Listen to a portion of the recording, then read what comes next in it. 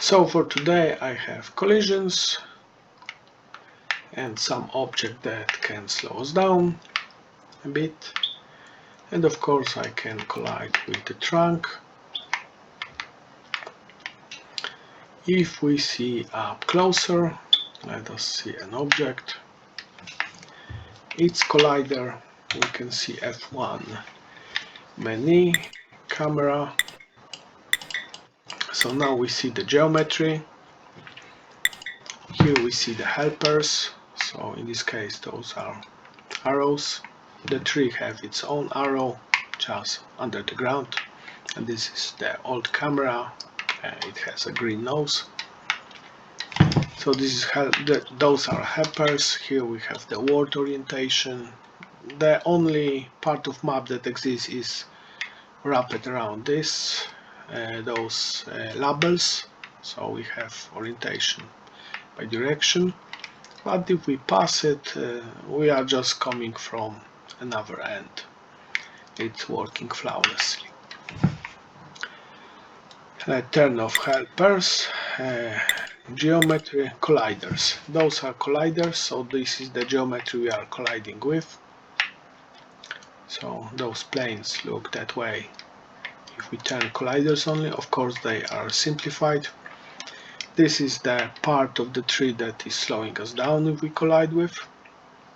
And the trunk is different type of collider which are bouncing us. But we can change it. We can change it to another type of collision if we want. So we can turn on controlled object, and we stay with this. We're gonna need it later on. So the controlled object have type of collision by triangle. We can make it slower, so it will be gradually, but because of further collisions we are stopped. So it is lerping the value up to the normals it should get.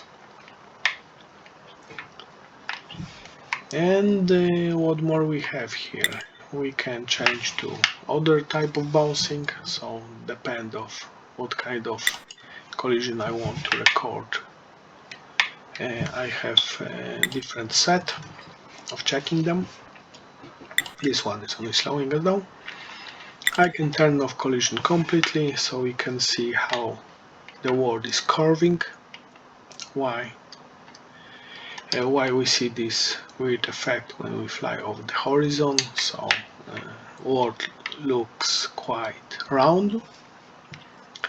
I can change controllers to mouse and buttons. Of course I can do this in third person view.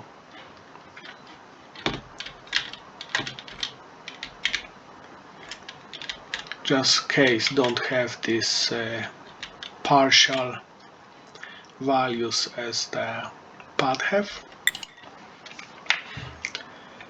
And here I have some settings about them. Now what is important is this hash number we see here.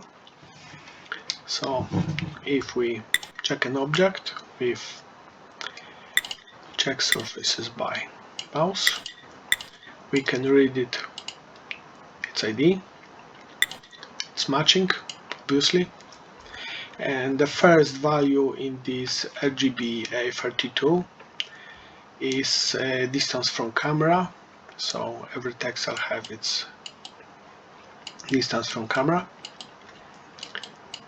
And hash for this tree we can get or from terrain. So this is the terrain, it has a homogeneous one. This one is the camera number 2, this is the second object.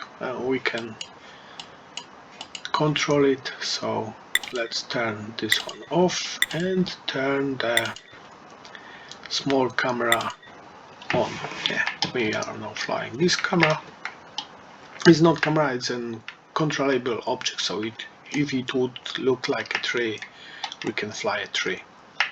It's depend only VBUF we load, and we can check its ID. So its match.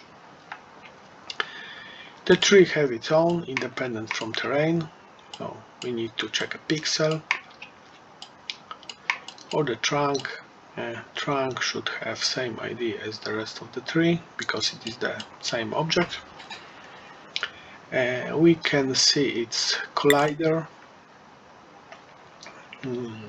We can see its collider in camera menu, camera number 1.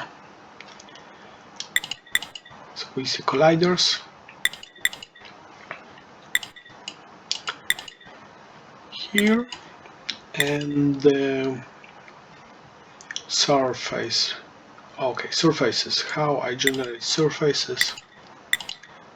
So those are our surfaces. The yellow one is the ID numbers. On the green channel and on the red channel we have distance from camera, and I have some idea what to do with the other two channels, how to use them for something stupid. And of course we can use a split screen, so the second pad is controlling the red yellow one, and the first we have this object, this camera.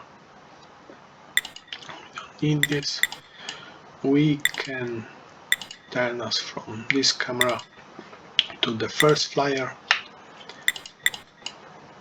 so we can see both of them. Obviously both have own surfaces. We can split it differently, so now we have pad 2 on the bottom one and pad 1 on the top one. So it looks that way when we see only color surface without all those different things.